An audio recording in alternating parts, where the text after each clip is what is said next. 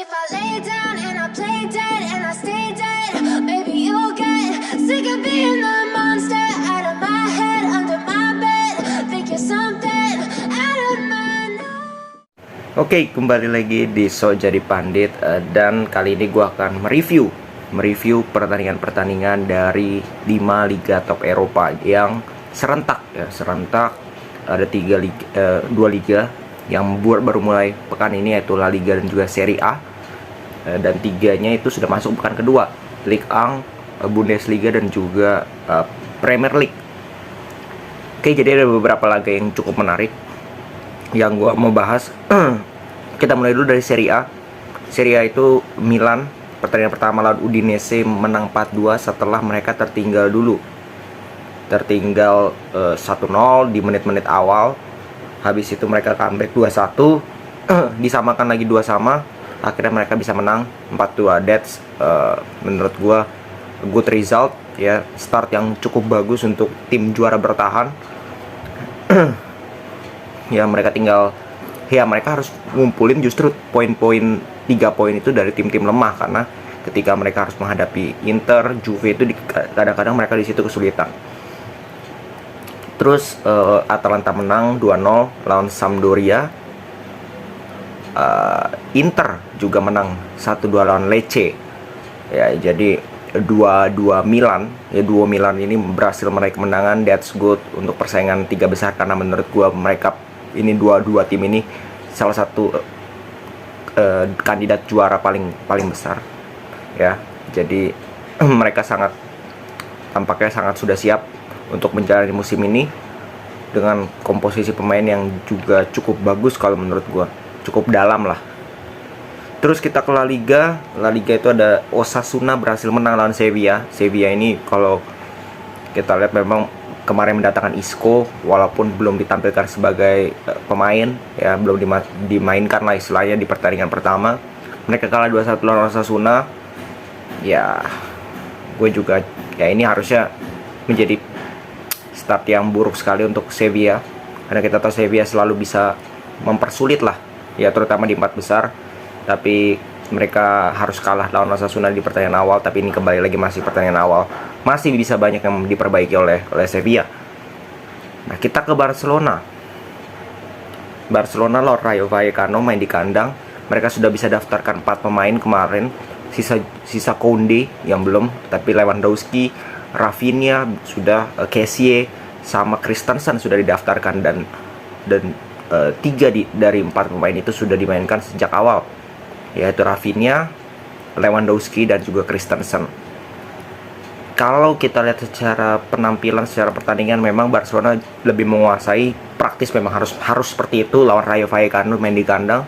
Tapi yang menjadi kesulitan dari mereka adalah mencetak gol. Bahkan peluang besarnya pun menurut gue lebih banyak Rayo Vallecano, walaupun Rayo Vallecano tidak mendapatkan peluang sebanyak Barcelona, tapi peluang besarnya lebih banyak didapatkan oleh Rayo Vallecano. Jadi ini menjadi start yang harus dievaluasi lagi, banyak evaluasi yang harus dilakukan oleh Xavi, mengingat bahwa sudah tidak ada alasan lagi bagi Xavi. Dia sudah mendatangkan banyak pemain, bukan hanya yang dia inginkan, tapi pemain yang berkualitas, dan pemain yang kemarin masih ada di Barcelona pun masih ada sekarang, belum banyak yang dijual dan masih fit semua. Jadi untuk gue tidak ada alasan lagi musim ini bahwa Barcelona gagal terus ada alasan bla bla bla harus diberi waktu. Gak ada alasan. Kalau Barcelona tidak bisa juara musim ini, berarti Xavi fail untuk menangani Barcelona. Oke, kita ke Liga Inggris. Nah, ini Liga Inggris ini paling seru nih, cukup banyak pertandingan di akhir pekan kemarin, hari Sabtu. Yang pertama itu adalah Arsenal Leicester. Gue nonton pertandingannya bareng dengan Manchester City kan. Arsenal Leicester menang 4-2, kembali kemenangan kedua dari Arsenal. That's good result ya, dan secara permainan pun mereka sebenarnya cukup menguasai pertandingan. Mereka kebobolan itu kan, satunya lewat gol bunuh diri Saliba, satunya lagi lewat sebenarnya tidak perlu ya. Kita lihat si Maddison ini, kalau lihat dia dari tengah, dia masuk ke samping, tapi Xhaka yang harusnya mengikuti dia tidak mengikuti dia, dan akhirnya terjadilah gol kedua. Tapi Arsenal selalu bisa membalikan keadaan di mana mereka kebobolan 1 menit 2 menit setelah itu mereka mencetak gol lagi. Jadi ini gue lihat mental pemain Arsenal ini memang sedang dalam tingkat yang tinggi. Mereka tidak sulit dikalahkan, bahkan mereka terus bisa membalas gol ya. Ketika mereka kebobolan, mereka balas lagi, dan itu menunjukkan bahwa permainan Arsenal sudah sangat luar biasa di awal-awal ya. Kembali lagi, ini masih awal, tapi yang dipertunjukkan Arsenal fighting spirit, mentality, bagaimana cara mereka bermain. Dan gue lihat peran baru dari Xhaka ya, yang ditaruh oleh Arteta. Dia diberikan keleluasaan untuk lebih membantu serangan dibandingkan musim lalu, dan ini terlihat jauh lebih efektif. Ya, ketika bertahan memang menjadi 2 DM, tapi ketika menyerang, Partey ini sendirian di belakang. Xhaka dengan Odegaard di kanan dan kiri ini menjadi pemain yang membantu 3 pemain depan dari Arsenal, dan itu terbukti jauh lebih efektif. Dan kita lihat aja nanti seberapa konsisten dari Arsenal di musim ini, karena musim masih sangat panjang, masih ada 36 pertandingan. Dan apa yang dipertunjukkan mereka di awal, Gabjes luar biasa sekali. 2 gol 2 assist di pertandingan kali ini, man of the match. Jadi pembelian yang sangat sukses dari Arsenal sejauh ini yaitu Gabriel Jesus. Dan kita lihat nanti bagaimana penampilan dari Arsenal sepanjang musim, karena ini menjadi start yang bagus tapi belum tentu menjadi hasil yang bagus. Itu yang penting yang harus dijaga oleh Arsenal. Terus kita ke Manchester City 4-0 Bournemouth, ya expected win, bahkan sangat easy win. Bournemouth nyaris tidak dapat peluang juga, mungkin dapat setengah-setengah peluang, tapi City benar-benar mendominasi secara peluang, secara shot, secara possession, semua dikuasai oleh City dan kelihatan begitu matang. Haaland tidak mencetak gol tapi memberikan assist di pertandingan kali ini. Kevin De Bruyne kembali lagi menunjukkan kualitasnya, jadi no doubt lah City, benar-benar ya kemenangan yang pasti menurut gua. Nah, kita ke pamungkasnya ya, ke laga pamungkas, yaitu Brentford berhadapan dengan Manchester United. Kita tahu MU di pertandingan pertama melawan Brighton mereka kalah 1-2 di kandang. Kali ini mereka harus bertandang ke markas Brentford, ya Brentford Community Stadium. Nah, kita lihat starting line-up-nya dulu. Itu MU cuma melakukan satu perubahan. Ten Hag hanya merubah satu pemain, yaitu McTominay digantikan Ronaldo. Sisanya sama persis seperti pertandingan pertama. Di sini saja menurut gue sudah merupakan suatu hal yang aneh, karena seperti yang gue bilang kemarin di review pertandingan MU lawan Brighton, gue bilang MU harus rombak. Gue rasa Ten Hag itu harus memainkan squad di babak kedua sebagai starting lineup, ditambah Malaysia dimainkan sejak awal. Ternyata dia tidak melakukan itu. Dia hanya mengganti satu pemain, dan terlihat dari cara permainan sebenarnya 10 menit mereka aman-aman aja sebelum gol pertama ya. Kalau gue bilang itu aman-aman aja, bener-bener aman-aman aja. Mereka menguasai pertandingan, cuma memang tidak ada peluang secara nyata aja. Nah, muncullah gol di menit 10, gol blunder dari David De Gea. Gak ada masalah sebenarnya, karena ya it happens gitu dalam musim ini, dimana De Gea sudah banyak menyelamatkan Manchester United. Itu tidak perlu menjadi masalah. Bahwa dia sesekali melakukan blunder gak ada masalah menurut gua. Sampai 2-0 dia pun melakukan blunder lagi menurut gua. Dia passing ke Eriksen, jelas-jelas Eriksen sudah ada yang pressing, bukannya dia buang aja ke depan, tapi dia malah passing, dan akhirnya 2-0 ya. Kelihatan dari ketika 2-0 itu mental sudah drop. Mental pemain MU sudah drop. Akhirnya dimakin dilibas oleh Brentford 3-0 dan 4-0 di 35 menit awal. Menurut gue ini sangat memalukan ya. Lu 35 menit kebobolan 4 gol lawan Brentford. Jadi secara permainan pun mereka don't create peluang yang benar-benar matang. Ya kelihatan Ronaldo pun harus mundur, harus banyak opportunity shooting dari jarak jauh, tidak banyak supply diberikan juga kepada Ronaldo.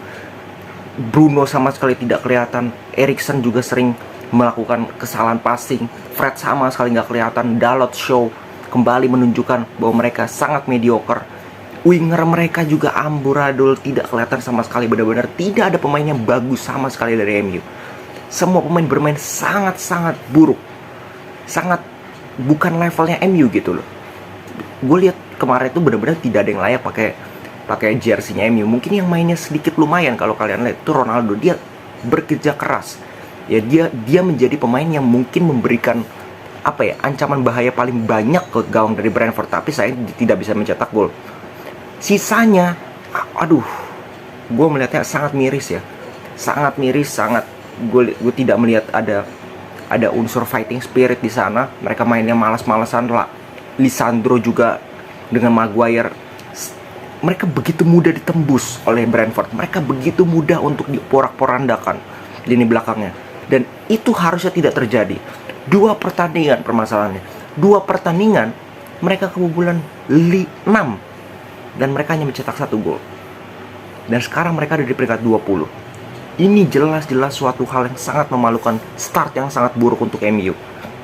Dan lebih bahayanya lagi, mereka harus ketemu Liverpool di pekan depan. Di pekan depan mereka harus ketemu Liverpool di Old Trafford. Kalau mainnya seperti ini, gua nggak usah nonton videonya, nggak usah nonton pertandingannya, gue udah bisa bikin review. Karena kalau mereka masih bermain seperti ini dan gua nggak yakin mereka akan berubah, mereka akan langsung bangkit lawan Liverpool. Siap-siap aja mereka akan dibantai lagi oleh Liverpool. Jadi ya gue tidak tahu, mungkin Ten Hag juga sudah bilang bahwa ya dia sudah memberikan instruksi tapi pemain itu tidak melakukan di lapangan. Nah ini yang kembali lagi ini menjadi PR yang sangat berat. Ditambah MU belum mendatangkan pemain lagi. Ya MU itu masih butuh 2-3 sampai pemain lagi ya. 2-3 pemain lagi. Jadi kita lihat nanti seperti apa, dan manajemen ini harus sadar. Kemarin juga banyak spanduk Glazer out. Ini juga harus diperhatikan gitu, bahwa MU benar-benar butuh pemain. Ya terutama di lini tengah, di fullback dan di winger. Nah itu yang penting. Ya jadi kita lihat nanti seperti apa. Masih 2 pertandingan awal, santai aja untuk fans MU.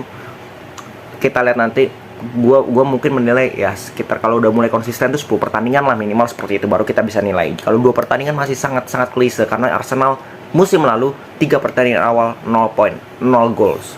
Tapi mereka masih bisa di atas MU finishnya di akhir musim. Jadi ya walaupun belum bisa jadi parameter, ini harus menjadi evaluasi berat, harus menjadi perhatian berat untuk Ten Hag dan pemain, bahwa mereka benar-benar apa ya, benar-benar buruk sekali gitu di 2 pertandingan awal. Jadi harus lebih fokus lagi menurut gue, dan mereka ini harus pede gitu. Mereka tuh harus menunjukkan fighting spirit mereka setiap pertandingan, bahwa mereka ini pemain Manchester United, salah satu tim terbesar di dunia. Oke?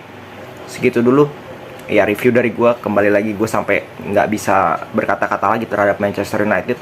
Kalau lu lucu itu oke, sesekali 2 kali lu ketawa, tapi kalau berkali-kali dan ya gue jatuhnya lebih kasihan kepada klub ini dan fansnya. Ya, oke, segitu dulu dari gua. Salam sepak bola.